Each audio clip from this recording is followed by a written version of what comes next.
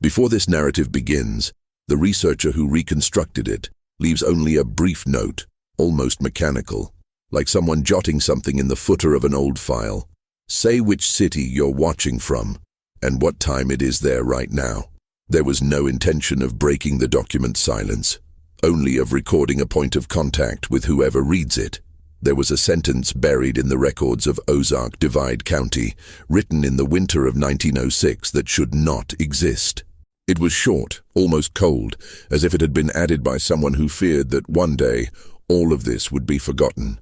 49 travelers disappeared after seeking shelter on the Blackthorn sisters' property. From that line on, the rest of the file seems to breathe differently, as if every word around it carried some kind of historical embarrassment, a weight no one at the time wanted to assume. The official documents deal with the harsh weather that January, the roads closed by ice, the suspended trade and the slow progress of stagecoaches between the mountain towns. But it is only when the name Blackthorn appears that the paper seems to stiffen.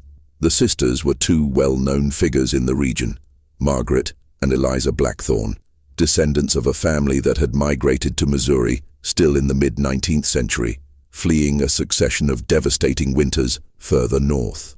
The house where they lived was neither imposing nor threatening, a dark wooden structure built on a natural rise that allowed a view of the narrow valley below. The community described them as reserved, intelligent, hard-working women, and deeply united since the early death of their parents. Nothing about them, at least according to later accounts, would justify the line that disturbed the 1906 record. The nearest village, Carthendale, lived under the weight of a winter that seemed never to end. The accumulated snow reached up to the knees, the wind slipped through the cracks of the houses with a constant whistle, and few dared to travel after sunset. The sisters kept a small barn, a minimal garden, and a rigid habit. They always shut the property before nightfall. Whoever arrived late had to wait until the next day. It was a well-known custom, though little understood. Still, travelers heading south often asked for shelter, sometimes a hot meal, other times just the chance to rest by the wood-burning stove before moving on. And for a time, Margaret and Eliza were seen as a kind of silent harbor in the midst of the harsh winter. It was only when the county began to record an unusual number of people who did not reach their final destination, peddlers, messengers, 2 young teachers, 3 cattle breeders, that eyes turned back to the hill where the sisters lived. The snow-covered trails erased any track. Footprints vanished in minutes, and the landscape itself seemed to take it upon itself to swallow everything. The sentence that triggered the mystery, 49 travelers disappeared, was written by an assistant clerk who, curiously, did not sign the report. There is no record of who authorized him to add that number, nor where the exact count came from. Some scholars believe the figure was compiled from complaints by families, others that it was merely unofficial speculation. The fact is that that line, lost and out of place, opened a historical fissure that was never completely closed. Besides the house and the barn, there was on the Blackthorn sisters' property a structure rarely mentioned in the accounts prior to 1906, a stone cellar, described in only one of the documents as a kind of underground chamber reinforced to withstand extreme temperatures. The name later given to it, Winter Dungeon, does not appear in any contemporary text about the case.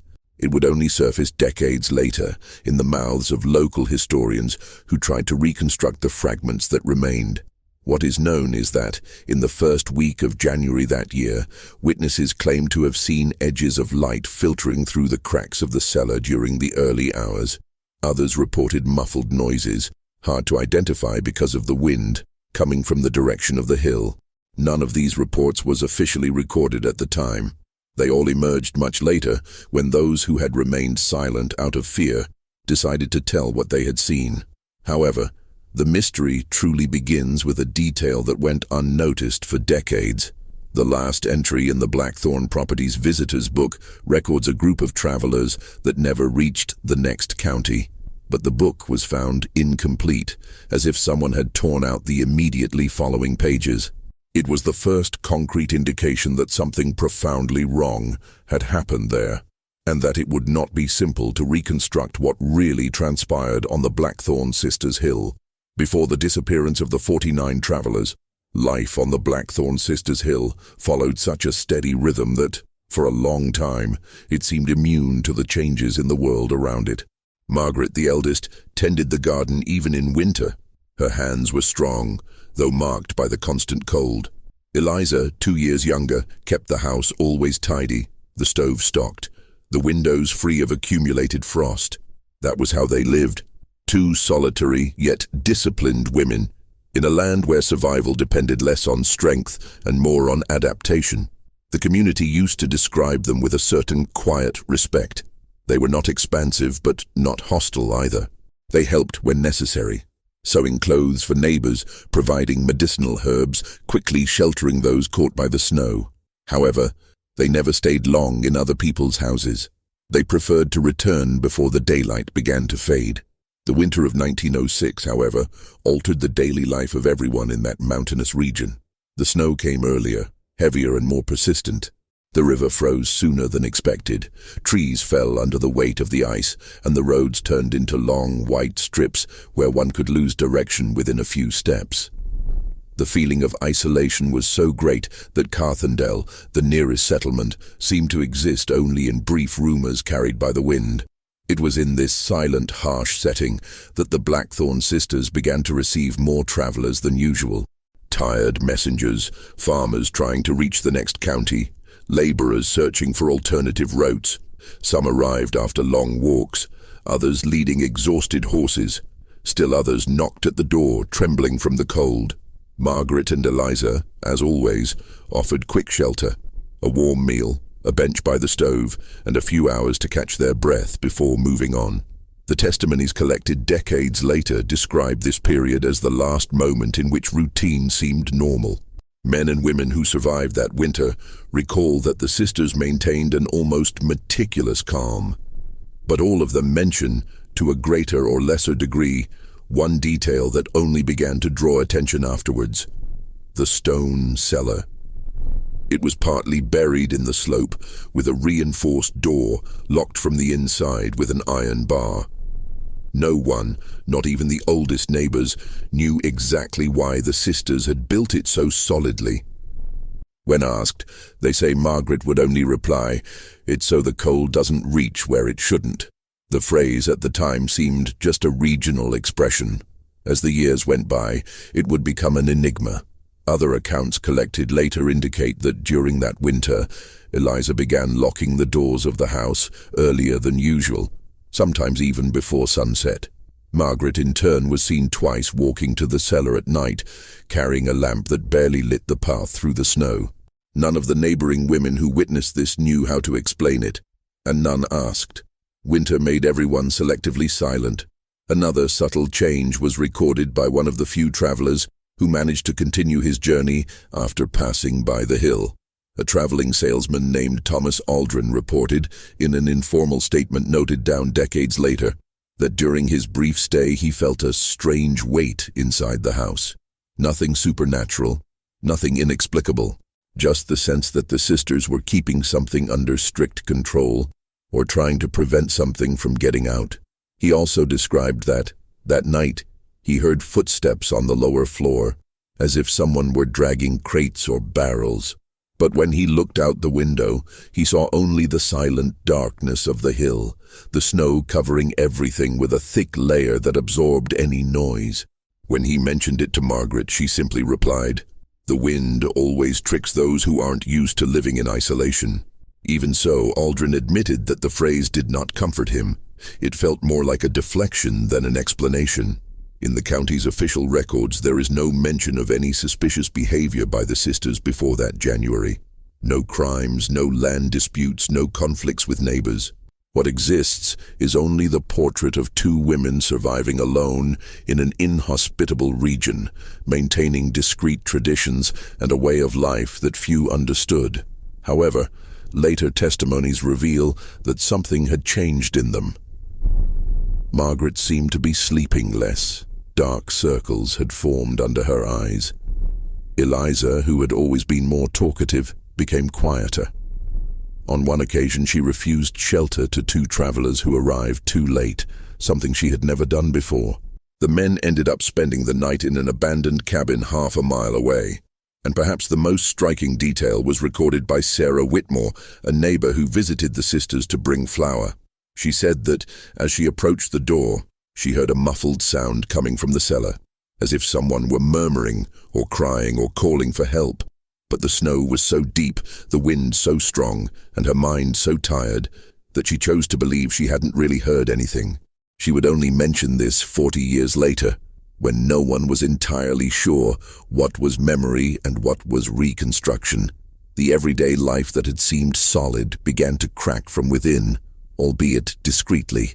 The sisters continued to offer shelter, but their expressions were tenser, their movements more calculated, and each day more people passed by the hill, or at least tried to, until, on a particularly silent night, when the wind seemed to have given up crossing the mountain, several travelers were seen going up the trail toward the Blackthorn property, and none of them would ever be seen again. The last confirmed accounts about the missing travelers always converge on the same night, January 17th, 1906, when the temperature dropped abruptly, reaching levels that not even the oldest inhabitants of Carthendale remembered having experienced. The air felt brittle. Silence settled over the mountain like a kind of heavy veil, and it was exactly on that kind of night that scattered groups of travelers, each coming from different routes, ended up meeting the same fate, the Blackthorn Sisters' Hill. The reconstruction of the episode depends on fragments, letters that never arrived at their destination, incomplete records, late testimonies, and marks in the snow preserved by precarious photographs taken days later. None of these pieces on their own explains what happened, but together they form a tense, almost palpable mosaic. The first temporal clue comes from a diary found decades later, written by a young messenger named Weston Harlow. In his last confirmed entry, he wrote, "If the weather turns worse, I'll go up to the Blackthorn ladies' house. They say they offer warmth even when the valley freezes over." The diary was found inside his bag, buried in the snow about a kilometer from the main trail. There was nothing else. Another indication comes from indirect testimonies. Residents reported seeing 3 men walking together that afternoon, clothes soaked with snow but keeping a fast pace to arrive before nightfall. One witness described the faint light of a lamp guiding them in the distance, the last confirmed sighting before the snowfall intensified. As for the accounts of the sounds that night, they are more nebulous. Some people said they heard, around 9 o'clock, muffled thuds coming from the direction of the valley. Others described quick footsteps on the snow, as if someone were running. Although with the wind that January, it is almost impossible to distinguish what was real from what was an auditory illusion. But the number of similar testimonies was large enough not to be ignored. Around 10 at night, the wind stopped abruptly. It did not lessen. It did not gradually lose strength. It stopped, as if the mountain had held its breath. This recurring description appears both in residents' testimonies and in county documents, which record an abnormal interruption in wind activity. The weather became so static that even the village lamps burned with a higher flame due to the lack of air movement. It was during this unusual silence that several isolated details began to emerge. A resident named Lillian Moore, who lived just over a kilometer from the hill, reported that that night she woke up with the impression that someone was walking slowly across her porch. When she opened the door, there was no one, only deep footprints in the snow, aligned toward the north in the direction of the Blackthorn property. She said she followed them a few meters with a lamp, but turned back when she realized the footprints continued in a straight line, without deviation, until they disappeared into the darkness. This statement would only be recorded 42 years later. Another account, also late, mentions a light moving toward the Blackthorn sisters' cellar. A farmer named Matthew Turner claimed to have seen from the other side of the valley a kind of dull glow, as if someone were going down with a lamp in hand. He said the light disappeared quickly behind the stone door, and that for a few seconds the darkness seemed to swallow the entire hill. The most curious thing is that Turner never contradicted himself, even when pressured by his family to withdraw the statement, claiming it would be better to forget that episode. Turner died before explaining exactly what he meant. At midnight, the hill was completely still. The accumulated snow reached almost a meter. The sisters' house windows were dark, but witnesses claim a thin line of smoke rose from the chimney, proof that someone was awake. The cellar, however, remained invisible from that angle. From this point on, what is known is based mainly on the marks found the next morning and on the technical interpretation of specialists who revisited the case almost 50 years later. First, there were footprints leading to the house. Several different tracks, indicating distinct groups of travelers arriving at different times of the night. Some marks remained clear. Others were partially covered by fresh snow. But there was something strange. There were no footprints leaving the property. Second, the main door of the house was locked from the inside. When the only neighbor dared to approach the next morning, he reported having knocked several times with no answer. The windows were frosted over from the inside, as if no one had lit the stove at dawn. This was unusual. The sisters, disciplined as they were, always rekindled the fire before sunrise. Third, when going around the house, that same neighbor found marks near the cellar. Not exactly footprints. Something more irregular, more scattered, as if several people had gathered there, but without order, without a clear direction. The marks seemed to lead up to the stone door, but there was no sign it had been opened. The iron bar was still in place. Experts who reviewed those marks decades later concluded that they very well could have been caused by the wind after a snowfall. But the 1953 report leaves an important note.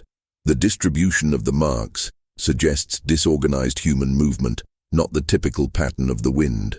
The documents from 1906, however, are more cautious. They simply state that no one was found, neither travelers nor sisters. The house was untouched, the stove out, the dishes clean, the beds made. The silence inside was so absolute that the neighbor described the sensation of a house waiting for someone who would never return. The cellar, in turn, seemed sealed. The neighbor struck the stone door with a piece of wood, but there was no echo, no internal noise, nothing. And then comes the most disturbing detail of all, the last confirmed piece from that enigmatic night. Between the boards of the back fence, a fragment of dark brown fabric was found, stuck on a splinter of wood. Later analysis indicated that it was the same type of fabric used in travel coats sold in the neighboring county. But what caused astonishment was the mark on the fabric.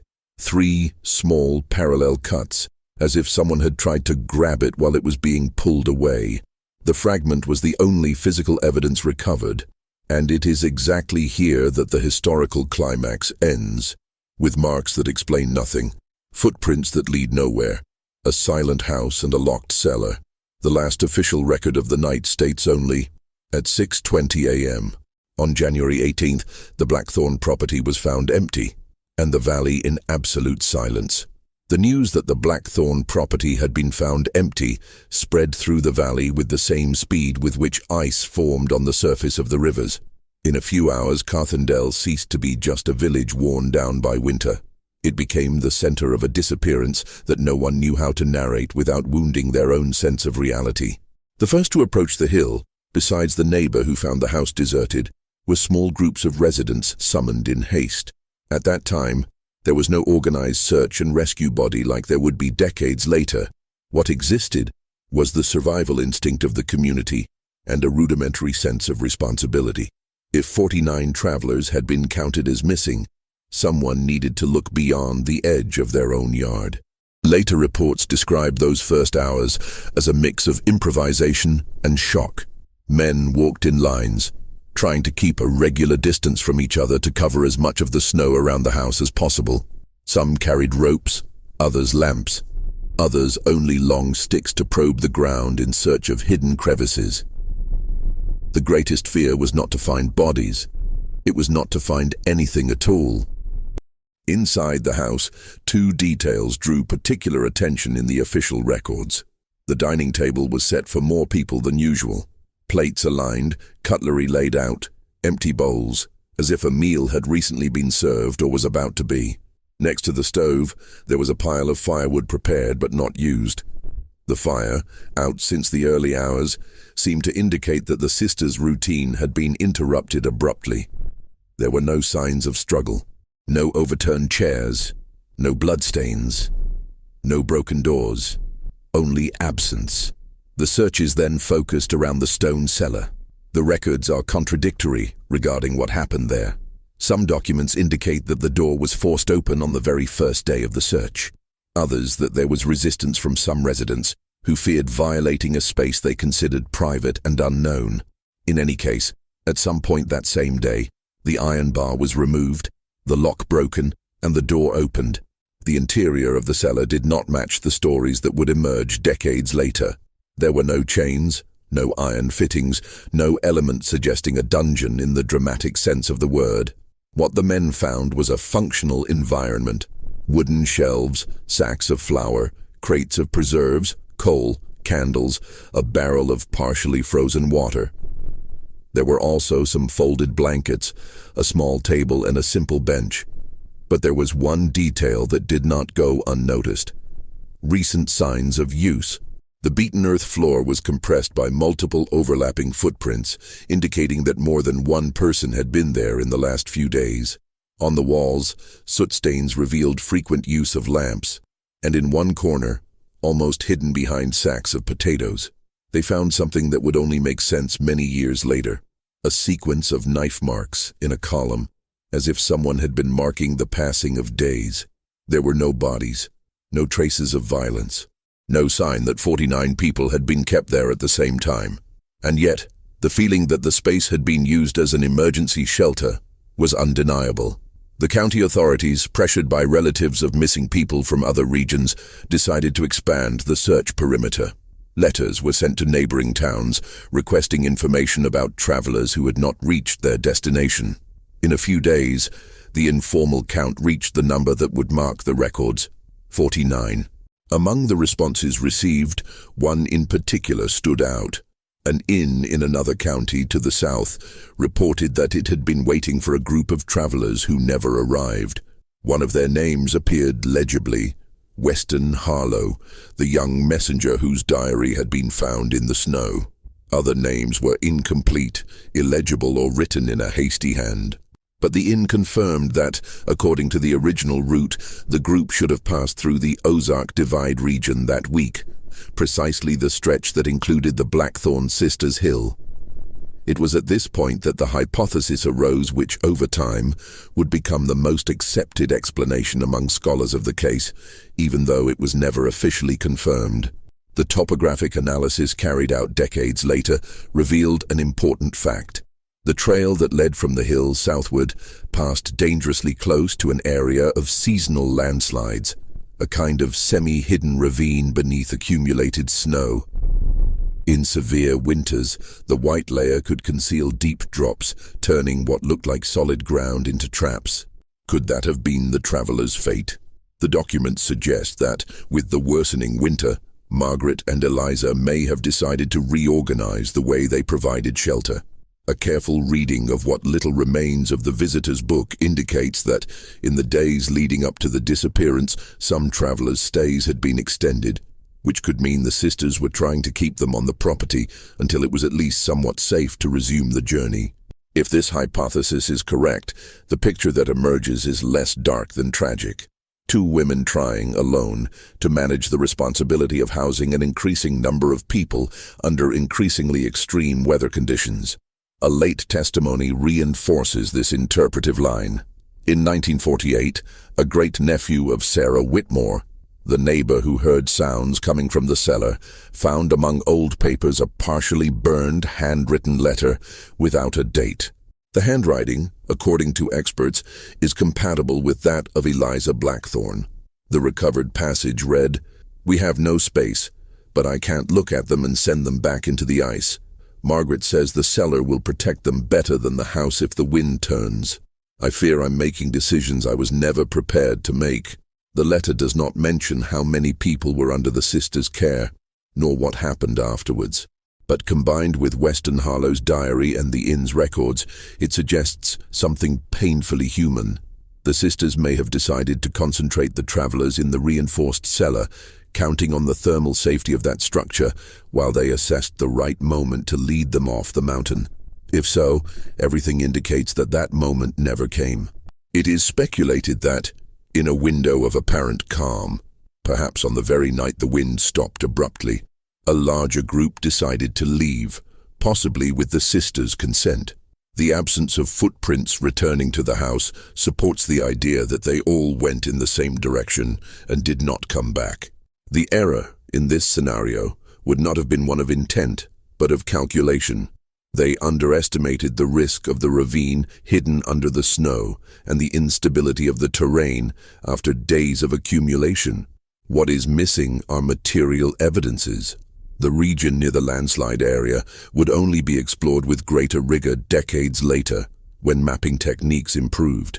Even so, attempts to locate human remains, objects or harness iron yielded little more than fragments of wood and metal, indistinguishable from other accidents of the time. Soil erosion and successive winters altered the landscape to the point of making it almost unrecognizable.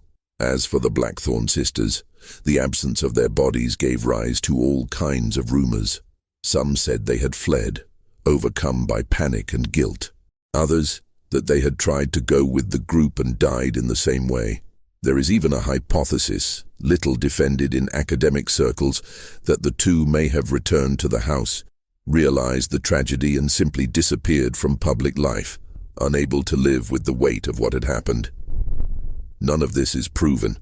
What exists in the archives is only the silence that follows the last formal mentions of their names. The county, under pressure to provide some conclusion, chose a bureaucratic wording.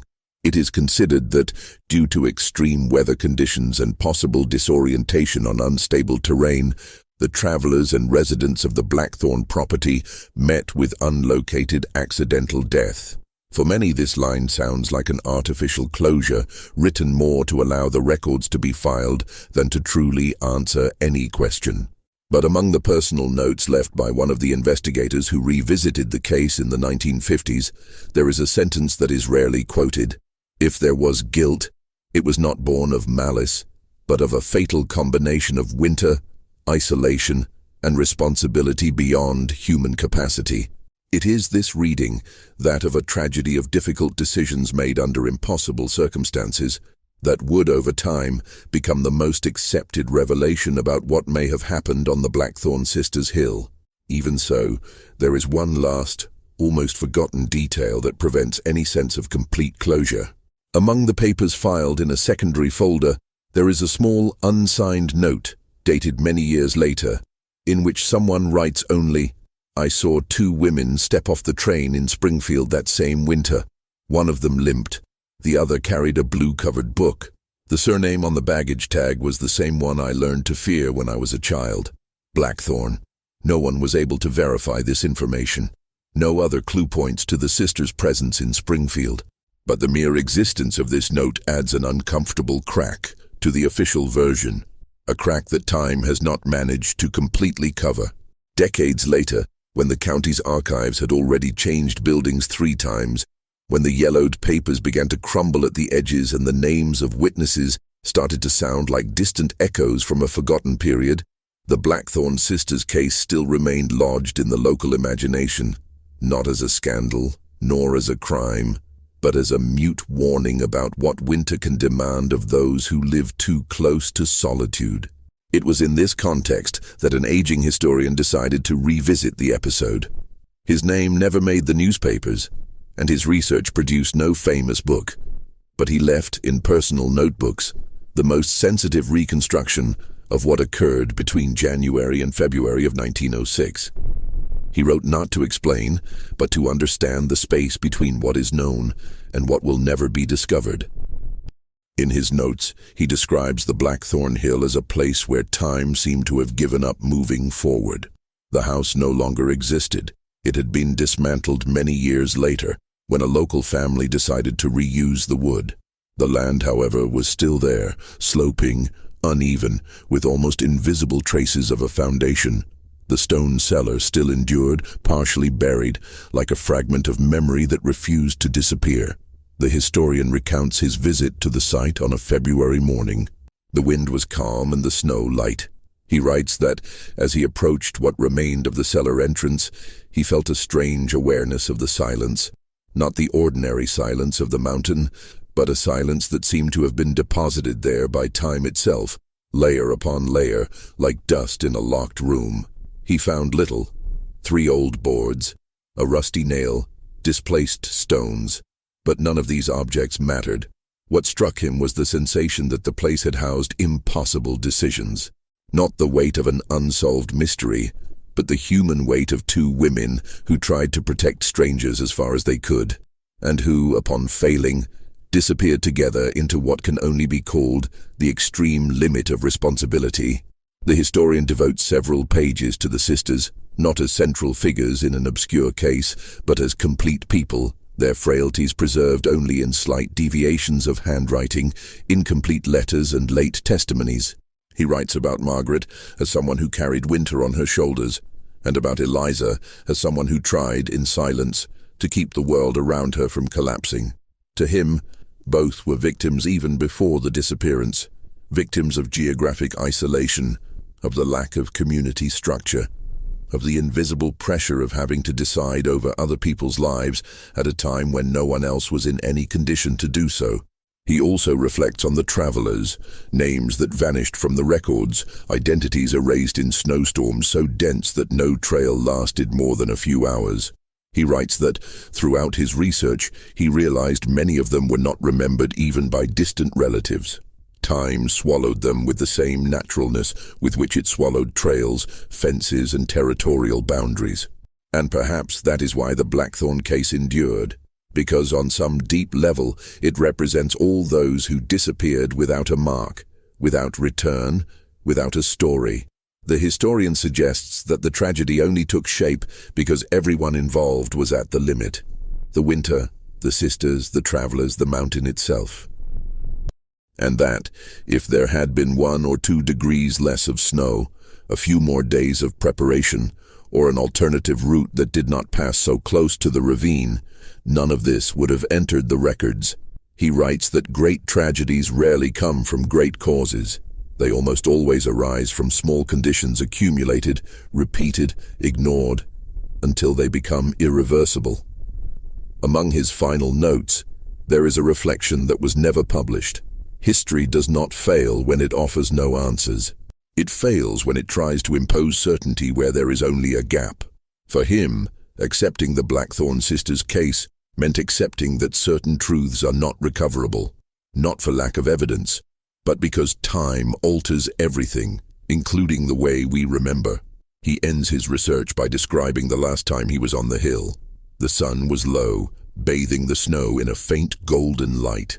He knelt in front of the partially buried cellar entrance and, without knowing exactly why, ran his hand over the cold stone. He wrote that, in that instant, he had the clear impression that he was touching not a structure, but an emotional remnant. The last residue of fear, exhaustion, and effort from the sisters. There was nothing to hear, no hidden message, no belated sign. Only the light wind rising through the valley, as if carrying the memory of 1906, without asking to be understood.